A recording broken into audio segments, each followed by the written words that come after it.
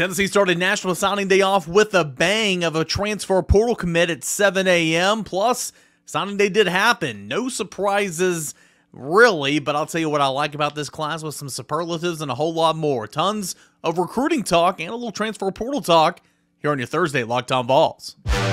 You are Locked On Vols, your daily podcast on the Tennessee Volunteers.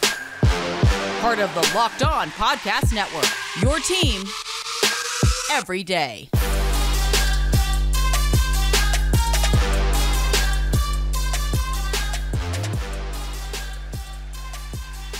Hey, good Thursday morning, everybody. Welcome to Locked On Vols. I'm your host, Eric Kane. Appreciate you for being here. Appreciate FanDuel for being a part of the show. Visit FanDuel.com/LockedOn to go ahead and get started today. Got a fun show coming up, talking tons of recruiting, transfer portal edition, 7 a.m. on Wednesday morning. Jermod McCoy makes his call to Tennessee. I'll tell you all about him, plus a quick brief recap on what Tennessee got at National Signing Day, and some superlatives in segment number 3 on who I like the best in this signing class. Thanks so much for making Locked On Vols your first listen. We are always a part of the Locked On Podcast Network, where we make it your team every single day. Okay, so let's go ahead and get started. Jermod McCoy, he told Tennessee that he was in at least on Tuesday, maybe even earlier than that, and honestly kind of thought that he was going to commit to Tennessee at some point publicly on Tuesday. That obviously did not happen, so it's always fast and furious the mornings of signing days the last couple of years with the early signing period, especially with Josh Heupel in Tennessee. They like to get everything done really, really quick in the mornings. So to kick things off at 7 a.m. Eastern Time, Jermod McCoy goes ahead and commits to the University of Tennessee. He is a cornerback. Previously at Oregon State, where he picked up third-team All Pac-12 honors as a freshman in 2023. He has 3 years of eligibility remaining, and this past football season he had 2 interceptions, 7 pass breakups, and 31 tackles over at Oregon State. So that was really, really cool to see. This is the guy that I think Tennessee liked an awful lot. I think that he was a priority when you look at the defensive backfield, because you did lose a lot at this position, specifically at cornerback. I mean, gone was, a lot of these guys are depth pieces, right? But Gabe Jeudy-Lally hasn't made a call yet, but I feel like he's more of a lean to going on and testing the NFL waters, if I would say so, at this point in time. Danico Slaughter, your other starting cornerback, has transferred to Arkansas. Kamal Haddon is out of eligibility. Brandon Turnage has entered the transfer portal. Warren Burrell has entered the transfer portal. So, yeah, some of those guys were there for depth purposes, but still you're losing a lot at that position. And so getting a guy that has multi-years, experienced guy, played in all 12 games as a true freshman at Oregon State, picked up, again, third team, but all Pac-12 honors, I think that's huge. McCoy sat down with VolQuest and kind of broke down his decision. He said, hey, Tennessee checked all the boxes, offered opportunities because they had 2 corners leaving, more than that, and the coaches were straightforward with me and my family, liked Willie Martinez an awful lot. He said, quote, he showed me how I'd fit into the defense, and they play a mixture of press man and zone, which I think fits my game very, very well. I mean, if you're a cornerback, you want to play man coverage, right? And he said, how it went when he told Josh Heupel that he was committing to Tennessee. Said, quote, he was very excited. He yelled and all the coaches came in and was trying to figure out what was going on. He told me he may try to get me up there this week to see bowl practice or down for the bowl game to get me around the team a little bit. So it feels like Jermod McCoy is happy about his announcement, happy about his commitment for the University of Tennessee, and I think Tennessee fans should as well. Again, he's a young guy, but he's been he's battle ready, right? He's been experienced. He's been thrown into the fire a little bit. And he'll come in, and I don't think anything was guaranteed to him. I don't think anything was promised to him. I think he'll come in and he'll compete to try to be one of the Tennessee starting cornerbacks, and at least he's going to be a part of the rotation, in my opinion here. So when you look at the cornerback room overall, I kind of already laid out who's left that cornerback room. It's kind of thin when you look at it. So Gabe Jeudy-Lally, we'll have to see exactly what he's going to do, but at this point in time, and as you guys know, things can change by the minute, I don't expect him to be back for 2024. So you have Ricky Gibson, who's going to start the bowl game opposite of Gabe Jeudy-Lally. You have Jordan Matthews. You have Christian Conyer. All 3 of those guys right now are true freshmen. You welcome in Caleb Beasley. a part of your class of 2024, who we'll get to in a moment, and he's going to be a part of that cornerback room.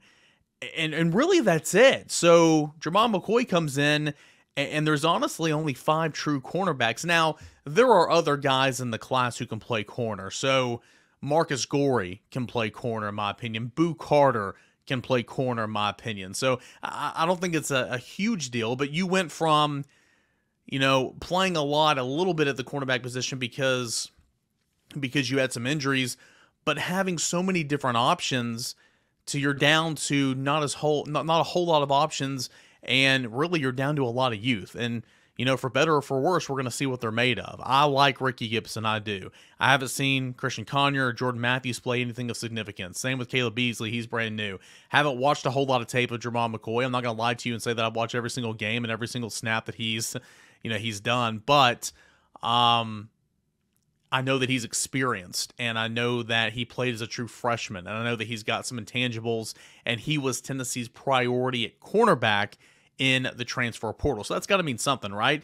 So that was big news. Tennessee getting Jermod McCoy. He committed to Tennessee at 7 a.m. on Wednesday morning. And now Tennessee's Jalen Farmer, the offensive line target from Florida, he committed to Kentucky on Wednesday. But Tennessee's biggest targets at the time of this recording, and maybe this is going to change by the time I edit this and get everything out there. If that's the case, then obviously we're going to hit on it first thing on tomorrow's show.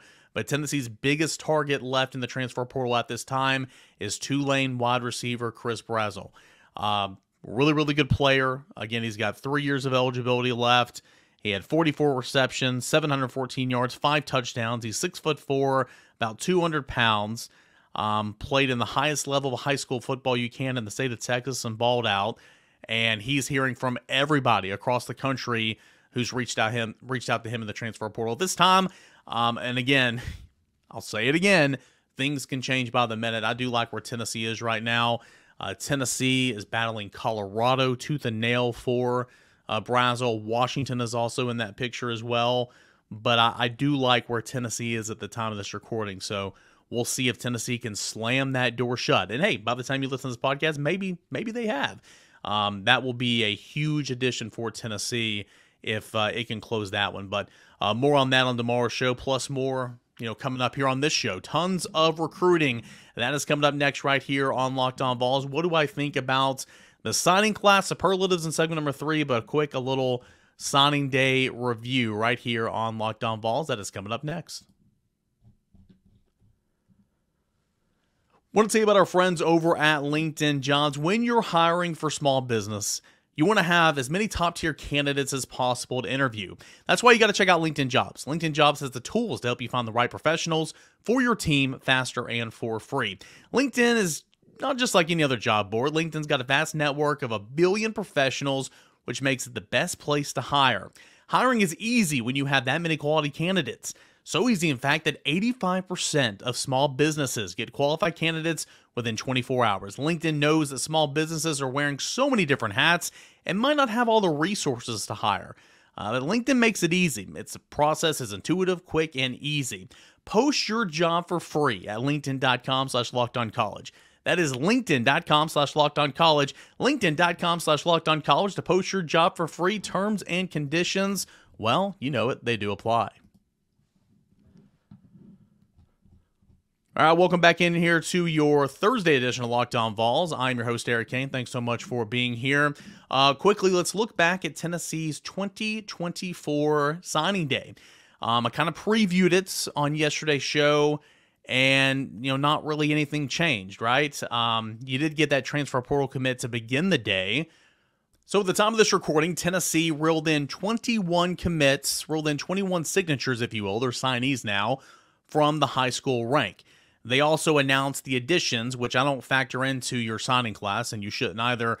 3 official transfer portal additions and Holden Stays, Jacoby Thomas, and of course, Jermod McCoy.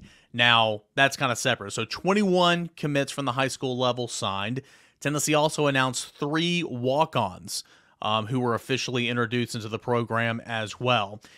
15 of those are going to be mid-year enrollees. And already about 10, I don't have the exact number, but about 10 or 11 of those guys are already here practicing and more on the way. Tennessee actually posted a picture of the early enrollees in pads at UT's practice with Josh Heupel and said, already getting to work. And so that's how quickly this thing kind of moves when you get to this point, this point in recruiting in college football. So at the time of this recording, Tennessee is 12th in the nation with its 2024 signing class.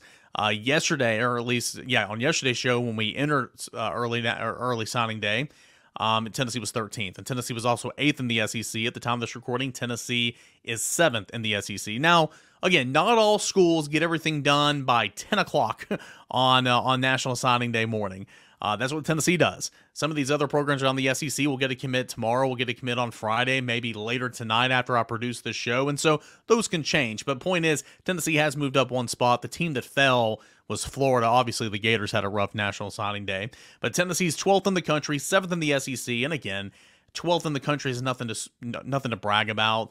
It's that, and that's also including Oklahoma and Texas in this.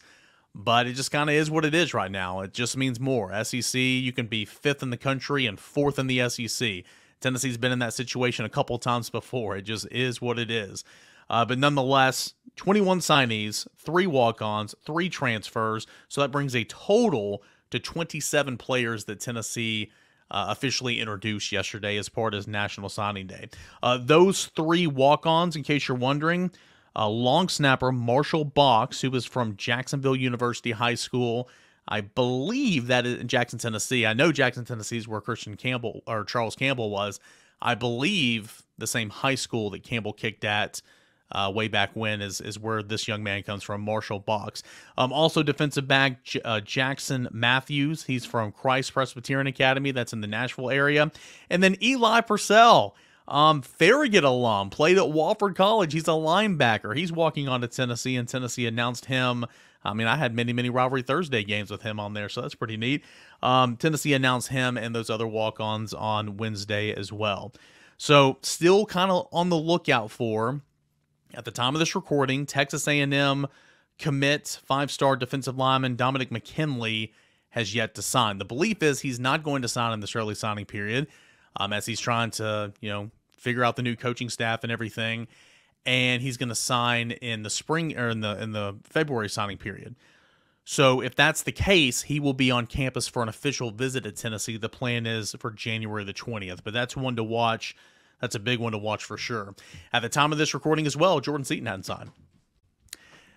Your guess is as good as mine, guys. I mean, literally, your guess is as good as mine. And again, I want to stress at the time of this recording because things change by the minute. That should be the slogan of this show when talking about the month of December. Things can change by the minute.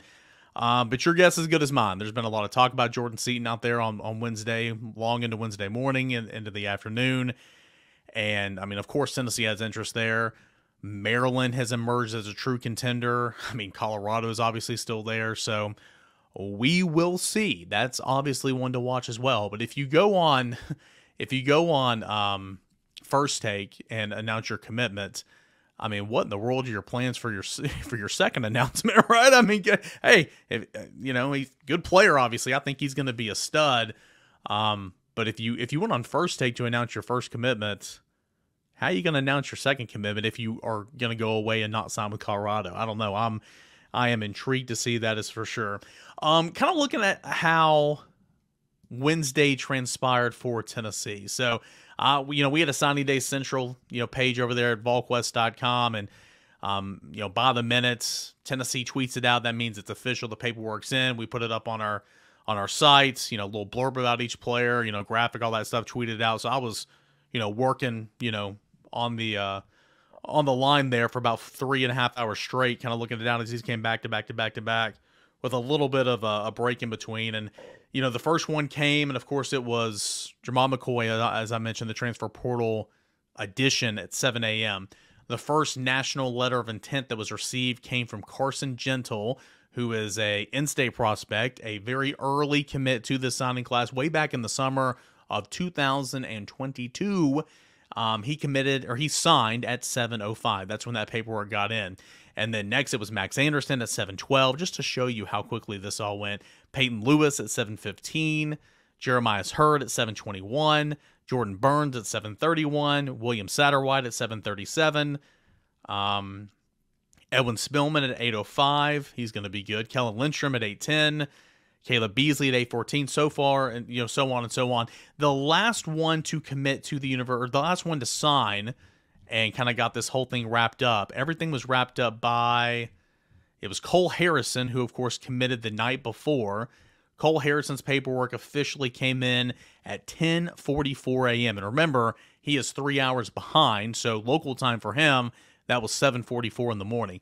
10:44 a.m. is when that came in. So this all gets done, really, really quick. Because, again, there's not a whole lot of intrigue in National Signing Day anymore, and especially for Tennessee the last couple of years.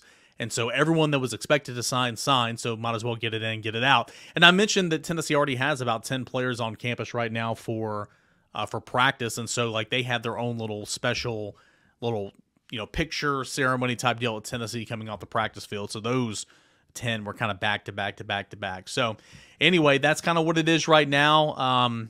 Tennessee's 12th at the time of this recording, behind, here's a national ranks: Georgia, Alabama, Ohio State, Texas, Oregon, Florida State. Auburn is number 7. Auburn had a good day. Miami, Oklahoma, Notre Dame, that's your top 10. LSU's at number 11, and Tennessee is at number 12. So really the only teams in there that are not a part of the SEC is Ohio State at 3, Oregon at 5.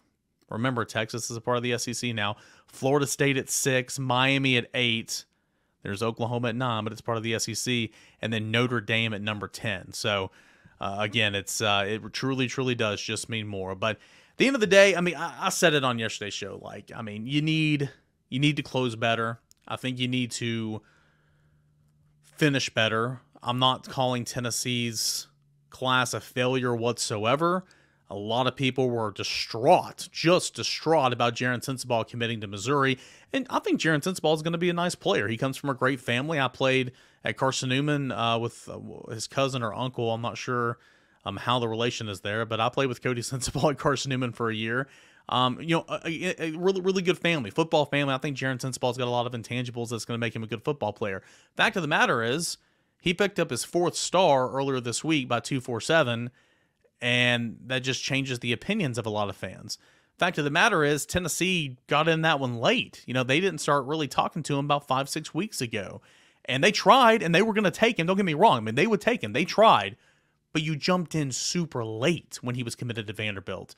Missouri was trying to get him to flip from Vanderbilt to Missouri for a long time. Same with Willie Rodriguez, who ended up signing with Kentucky yesterday. Tennessee wanted him as well to pair with Cole Harrison as prep tight ends in this class, but they didn't jump into that until like 10 days ago. So you can be frustrated, and it's fine. I'm just using those examples, but everybody freaking out over those two.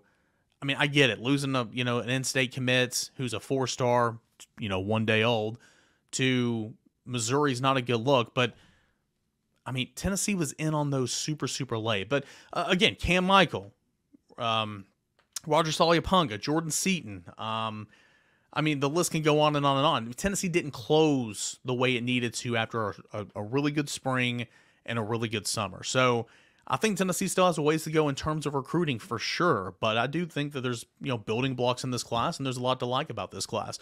What do I like about this class? I will tell you here in just a moment. Superlatives for Tennessee's class of 2024 right here on Locked On Vols. That is coming up next right here on the show.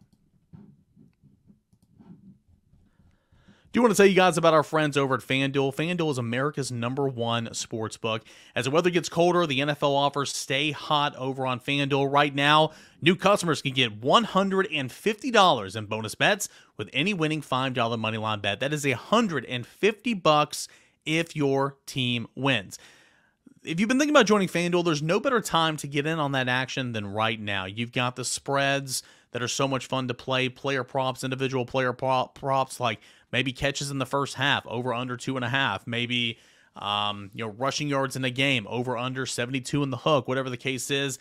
Those individual player props are a whole lot of fun to play. Totals, overs, we love them here on Locked On Vols, but you can play the unders as well. But more than importantly, $150 in bonus bets with any winning $5 moneyline bet. That's at FanDuel.com/lockedon. FanDuel.com/lockedon to kick off the NFL season today. FanDuel is official partner of the NFL. All right, boys and girls, we got a final segment left here of this edition of Locked On Vols. And as always, when we're talking recruiting here on the show, I want to give a shout out to LinkedIn Jobs. These days, every new potential hire can feel like a high-stakes wager for your small business. That's why LinkedIn Jobs helps you find the right people for your team faster and for free. You can post your job at linkedin.com/lockedoncollege. Terms and conditions do apply. So special shout out to LinkedIn Jobs as we talk recruiting here on Locked On Vols. Okay, so I want to talk about superlatives for the class of 2024. My superlatives could be very different from what your superlatives are. And so I think that's why this is kind of a fun conversation. Also, while it's on my mind, fresh in my mind, I'm going to be pre-recording Monday, Tuesday, and Wednesday shows next week. Going to do a crossover from Monday on Christmas Day. So again, if you want to catch that on Tuesday or on Wednesday later in the week, or on your way to grandmother's house, you go through the woods and the snow, all that, for Christmas Day, it'll be out there for you. We're going to do a crossover with Locked On Hawkeyes, previewing the Citrus Bowl. That's going to be on Monday. I'm going to catch up with Boogie at some point. Maybe that's Tuesday or Wednesday, but one of those days, either Tuesday or Wednesday of next week. Also, the reason why I'm doing Tuesday and Wednesday is because I don't want to record on Christmas Day, and the next day I'm going to be driving to Orlando for the Citrus Bowl. But one of those days, I want to have this conversation on who qualifies to be a VFL. And truly, I just said it in terms of superlatives a moment ago. Like, my definition or my superlative for best on offense or sleeper on offense or whatever can be different from yours. When we're talking about who qualifies as a VFL, my answer is not universal. Your answer is not universal. It literally can be a different answer for whoever you ask. And I think it's a really interesting topic. I've done this topic on radio many, many years. Okay. So like, this is a recycled topic for me, but it's still super intriguing because you hear from more and more, you get different opinions and responses from people each year. So that's why I continue to do it. I'm going to make a post on the community tab on YouTube. I'll put out a tweet as well sometime, either Thursday, Friday, Saturday, at some point in the near future. And I'm going to ask you guys, what does it mean to be a VFL? Who qualifies as a VFL? If you transfer out of here, are those players considered VFLs? What if you transfer out of here after graduating and use your COVID year somewhere else? Are they still VFLs? If you come in and you were at two different places before, but you finish your career here at Tennessee for 1 year, is that a VFL? What if you're a fan? If you went to Tennessee, does that make you a VFL? What if you're a Tennessee fan that didn't go to Tennessee? Are you a VFL? There's no right answer. There's no wrong answer whatsoever. I just think that's intriguing. So that's going to come up on one of those shows, either Tuesday or Wednesday. So get ready. I'm going to post something. I want you guys to contribute because I'm going to read those here on the show. All right, so I'm looking at Tennessee's class of 2024. Again, 12th at the time of this recording in the country, 7th in the nation. And I want to do some superlatives here. Let me know if you agree or disagree. My best offensive prospect to sign with Tennessee, in my opinion, I'm not really going against the grain here. It's Mike Matthews, 5-star prospect, the only 5-star prospect according to On3. Tennessee signs, and I think he's going to be a really, really good player. Mike Matthews, his industry ranking, whenever you compare them to rivals, ESPN 247 and On3, 22nd prospect in the country. 6th at his position, 4th in the state of Georgia. You're 4th in the state of Georgia. You're a pretty daggum good player. But Mike Matthews, I think he's not very tall, about 6'1.5", about 180, 185. He can play inside. He can play outside. I think he starts off in the slot here. But, man, he was making people look silly in Georgia for 4 years. Started on varsity as a freshman. Really, really good player. So I think in the end of it, I think Mike Matthews will be the best offensive get from this class. Best defensive get from this class. Well, again, not truly going against the grain here. I'm going to go with Jordan Ross. He's a 4-star rated prospect. He's a 5-star rated prospect by 247 Sports. His industry ranking, 34th in the country, overall prospect, 5th edge player, the 8th best player in the state of Alabama. So a really, really good player. He is a pass rusher. That is his forte. Not a little bit raw, not as refined as stopping the run and playing different type of techniques, but pinning your ears back and getting after the quarterback. That's what Jordan Ross does. And quite frankly, I'm a little shocked that there wasn't much drama after he committed to Tennessee leading up to signing day. But there wasn't. He signed. He's going to be a part of this class. Tennessee under Josh Heupel has made it an absolute priority to have a solid quarterback and to get after the quarterback. And that's what I love about the way Josh Heupel and his staff recruit. Last year, Caleb Herring, Shadavion Bradley. The year before that, Joshua Josephs, James Pierce. This year is Jordan Ross, and a guy I'm going to get to here in a moment. Jordan Ross, when it's all said and done, I think will be the best player from this class on defense. He's got all the intangibles, 6'4.5", 215. He'll play that Leo position, and it's loaded. You got James Pierce, got Joshua Josephs, got Caleb Herring. But as we know in college football, one or more of those players could be gone by the time he's a sophomore, and he could step up, and he might even have a role as a true freshman. Caleb Herring saw a little tiny role this year, but Jordan Ross would be my best defensive prospect to sign with Tennessee. Sleeper prospect on offense. You know, I mean, there's a couple of different options here, but I'm going to go Braylon Staley. Everybody talks about the 5-star Mike Matthews at the wide receiver position in this class for Tennessee.